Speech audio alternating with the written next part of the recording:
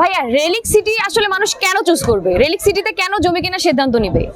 আচ্ছা, এটার ব্যাপারে আমি এই জন্য বলতে চাচ্ছি যে অলরেডি কিন্তু অনেক ফরেনার, অনেক প্রবাসী ভাই বোন তারা কিন্তু এখানে কিনেছে জমি না দেখে, ট্রাস্ট করেছে। কেন ট্রাস্ট করেছে? আমাদের যারা এখানে ম্যানেজমেন্ট আছেন, আমরা যেখানে আছি, চেয়ারম্যান আছেন, আমি এখানে আছি অ্যাডভাইজার হিসাবে, এবং আরো অন্যান্য স্টাফ আছেন, তাদের সাথে কথা বলেছে। আমাদের যারা ইভেন পেপারস দেখেছে, পেপারস দেখেও তারা করেছে। এখানে প্রথম হলো ইনভেস্টমেন্ট অ্যাসিওর্ড, এই জন্য যে এখানে কিন্তু কোনো আমরা ভরাট করছি না, জায়গাটা কিন্তু ন্যাচারাল ডেভেলপড, আমরা আরো ফার্দার ডেভেলপমেন্ট করে দিচ্ছি।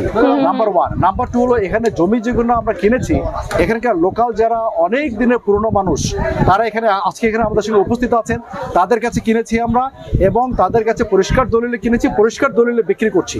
এখানে ইনভেস্টমেন্টটা এই জন্য খুবই সিকিউর এবং ট্রাস্টেড, এবং এখানে আমরা কোনো ধরনের মানে অন্যান্য আমরা কোনো স্পেসিফিক ল্যান্ড ডেভেলপারের কথা বলছি না। অনেক ডেভেলপার কোম্পানি হয়তো নিচু জমি কিনে সেখানে ফিল আপ করে, আবার অংশ একটা সার্টেন স্টেজ পর্যন্ত করার পরে তারা থাকে না। এখানে তা আমরা করছি না। এখানে লাস্ট কাপল অফ ইয়ার্স এখানে কাজ শুরু হয়েছে, এখানে অনেক বায়ার্স তারা কিনেছেন।